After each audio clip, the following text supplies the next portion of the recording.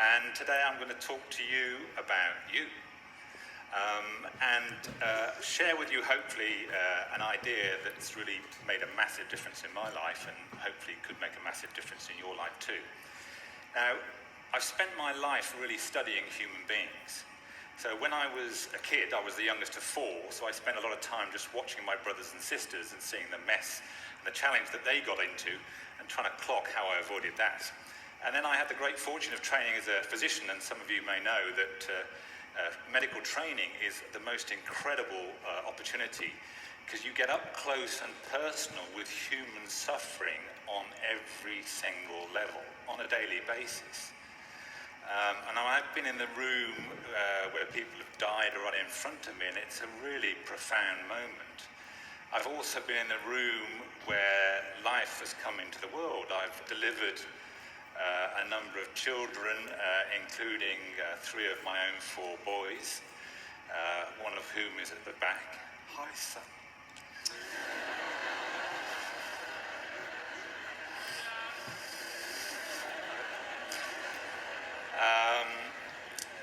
So medical training, a fantastic experience.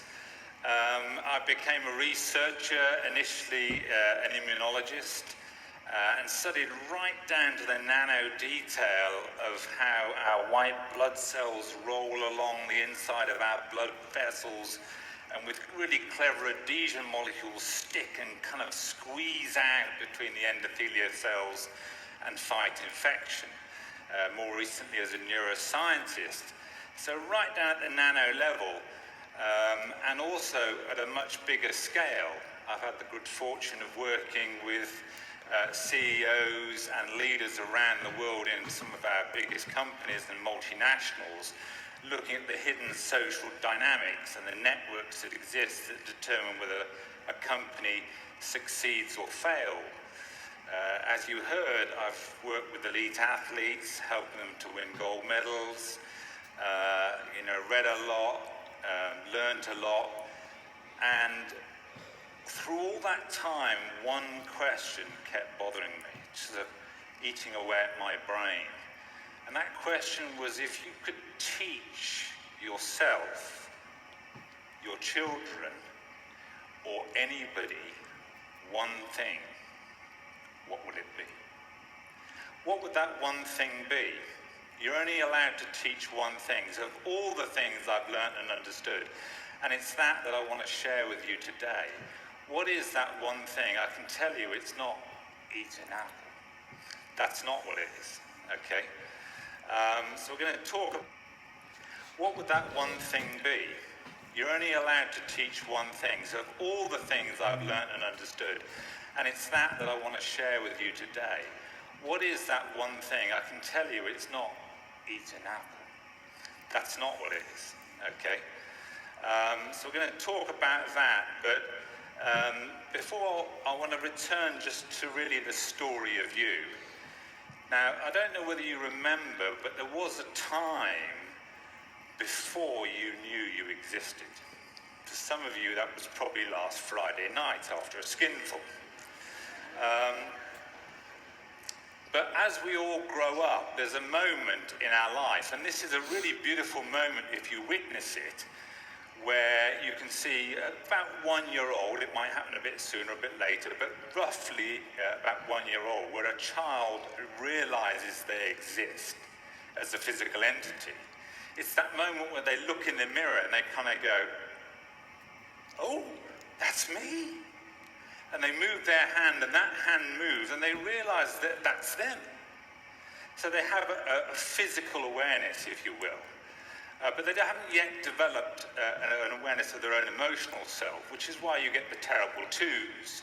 So when a 2-year-old is hungry, the world is hungry, and why aren't we eating? So there's that kind of intensity, that egocentricity in a 2-year-old. And so that's why they kind of get pest of power. So in the supermarket, it's mum, mum, mum, dad, dad, meat, meat, food, food, meat, now, meat, food. And they kind of bother you to a great extent. And then there's, again, it's witnessable, this moment where they suddenly realize that not only are they physically separate from you, but their emotions are not your emotions. And you may have witnessed this with a child walking down the aisle in the supermarket, eyes streaming red, bawling in frustration and rage that they can't get what they want, and then looking at you completely baffled. Like, why aren't you crying? We're hungry. We want those chocolates. And there's that sort of bafflement in their eyes, that sort of thousand-yard stare. And that's the emergence of the awareness of the emotional self separate from the parent or the caregiver. So that's the sort of second level up. But it's not until they get to sort of 3 to 6 years old that they get into something called the conceptual self. And part of that emergence of the conceptual self is a sense of identity. So it's what you would know as consciousness, is they start to become aware, not only that they're physically, emotionally separate, but that they've got an identity. And it sort of blossoms between 3 and 6 years old. And one of the things that happens in the emergence of the conceptual self is language. So language is essentially a concept. It's a noise to represent something. So the emergence of the conceptual self happens, and we start to label our universe. You know, cat, dog, bat, ball, window, floor, and so on. And so the world starts to make sense, and we start to be able to navigate. And children between the age of 3 and 6 learn about 6 new words every single day. So there's this phenomenal language acquisition that goes on. But it's not until they get to the 4th level, which is called concrete consciousness, that they start to learn the rules that govern the concepts. So that's when it all starts to make sense. Why is a dog and a cat a cat? Why is a mummy and a daddy? What's the rule? And it's in that between sort of 6 and 9 years old that the fun starts to happen. So if you speak to a 7-year-old, you can start to have fun by playing against the rules. You know, look at that cat going woof woof. No. Cats go meow. They don't go woof woof. Right? And then it makes them laugh, because you're basically playing against the rules. So there's this whole rule emergence that occurs in a child between 6 and 9. And then that's where most people stay.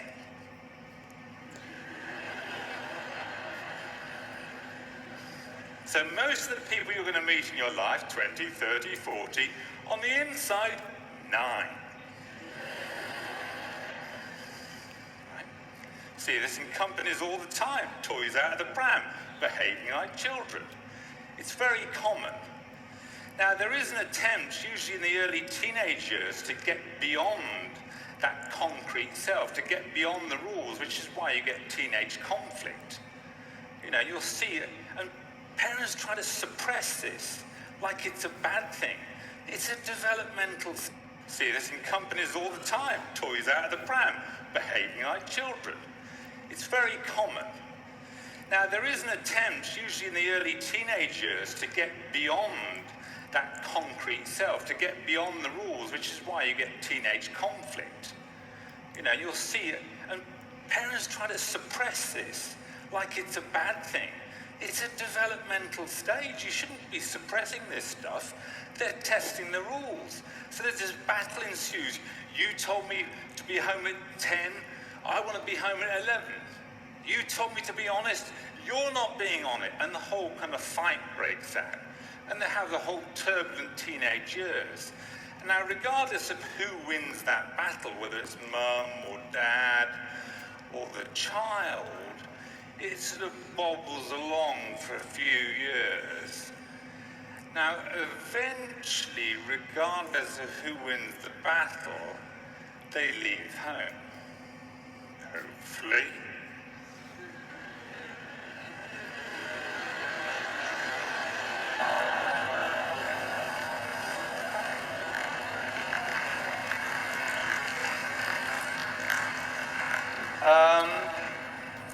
They go, right? So regardless, society comes in and imposes its rules. So a lot of people go back into the concrete. You know, they're not in a transverse anywhere, they're back in the concrete following a set of rules. So we start to believe that we've got to get a degree, we've got to get a job, we've got to get a relationship, we've got to get a car, we've got to get a house, we've got to get all these things to be a good corporate citizen. So we start to follow the rules, and we enter a company and we start to work our way up the career ladder, following the rules. And so a lot of people you'll encounter are back in that concrete. Their life becomes stereotypical. And you'll see people talk about this. No, look, that's not how we do things at this company. You be the chief executive, I'll be the chief financial officer. That's how we do it around here. It's a set of rules that we're all following. And we're often not even aware of those rules. And that will often happen for the rest of your life. You don't even realize you're running the rules.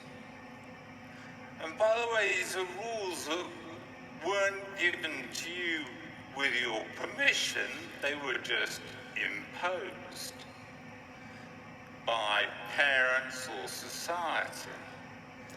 We're not even aware of it. If you're lucky, you have a crisis. At some point in your life, something terrible happens to get you to question the rules. Now remember, most people this never happens to, or if it does, it doesn't cause them to question. So that might be the loss of a loved one, the loss of a relationship, or something terrible happens, usually most commonly in midlife. And you enter the stage, what we call the disease of meaning, is it starts to occur to you that there's something wrong with the picture of your life. I've been following all these rules, and it hasn't delivered. I thought if I was a good corporate citizen, and I got a good job and a good house and paid tax and all of that stuff, I would be happy and blissful forever. And I'm not. That's the disease of meaning. And that is real pain. If that happens in a religious context, people call it purgatory. I mean, literally is hell on earth. So people get into this state, and often they lash out, they become unpleasant and negative and so on, because they're basically in pain. Now, there are two strategies to that pain. First strategy, much loved by students, anesthetic.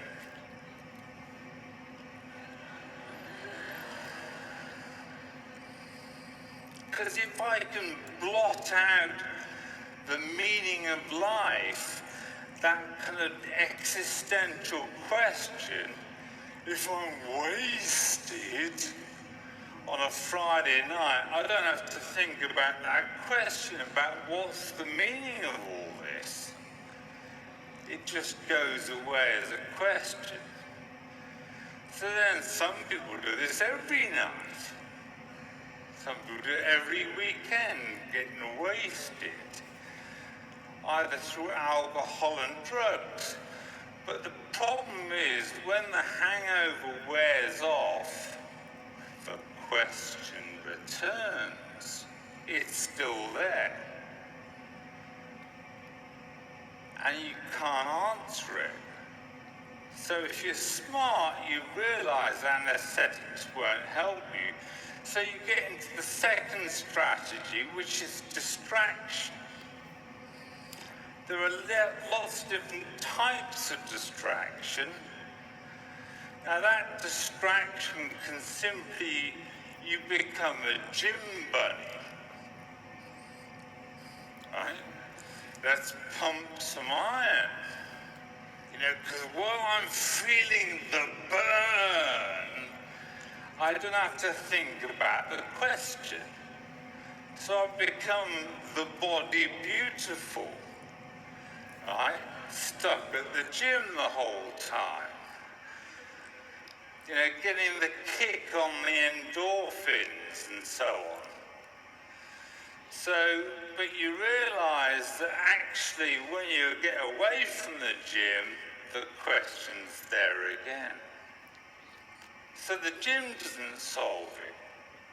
So you might use a very common strategy, sex, right? Because while I'm engaged in the intimacy of the sexual union, I don't have to think about the question because I'm too busy doing this.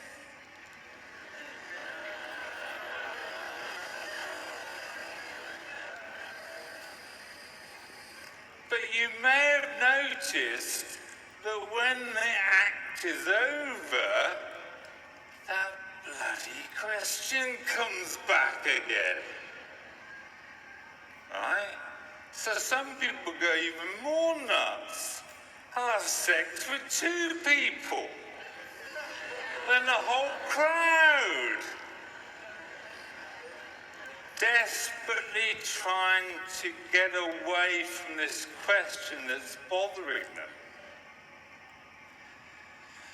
The meaning of their life. So if sex doesn't work, and it doesn't ultimately, then you get into materialism. Shoes. I'll go and buy some shoes. Right? Or a car, or a house, or a yacht. So we get into materialism, or some people that we see very common in industry, workaholism. They become work addicted. Because while I'm working that hard and having to do stuff, I don't have to think about the question. Now, none of that solves the problem. Because we mistakenly believe that the problem is out there and the solution is out there, whereas the real problem is in here. You cannot solve your sense of emptiness or your unrest with an external solution outside of yourself. So stop looking out there, you have to look in here. And particularly to look at your own emotional experience. Now, most people go through their life completely unaware of emotions, particularly as fellas, right? Somebody mentions the word emotions, we run for the hills. Okay? Now, emotions are just energy in motion. They're composite biological signals. The signals made up of all the pounding heart rate, the sweaty palms, the tension in the muscles, or whatever is going on biologically. It's stereotypical energetic patterns. Energy in motion. They are emotions. Now, we all have emotions every single second of every single day, even as fellas. Feelings, however, are something entirely different. Feelings are the awareness in our mind of the energy. So the energy is always there, but we don't necessarily feel it, and that's where we're stuck. Is we haven't really learned to understand our own emotional life. So we go through our life believing how we're feeling on a moment-by-moment basis is down to somebody else. So we'll actually say this, you annoyed me, you made me unhappy, you did it to me. And we point the finger at other people, believing other people the cause of our own unhappiness. So newsflash, nobody is doing it to you. Nobody's making you feel these things. I mean, what do you think that happens when you get frustrated with somebody else? Do they come up to you and inject you with frustration? With the chemicals of frustration? Do they create the electrical signals of frustration, the pressure waves, the sound waves, and so? No. You did that. You created that inside yourself in response to their poor behavior. So, if you can accept that you're doing it, it's not them, it's you. Now that simple truth takes you from what we call the victim position, and it crosses the threshold to ownership. That's the most important transition you'll ever make in your life. So to help you in position, and it crosses the threshold to ownership. That's the most important transition you'll ever make in your life. So to help you navigate that, first and foremost, you have to understand, where am I in the universe of emotions? Now, if I asked you to write down what emotion you're experiencing right now and gave you 5 minutes, you'd write a list of things, and then we said, okay,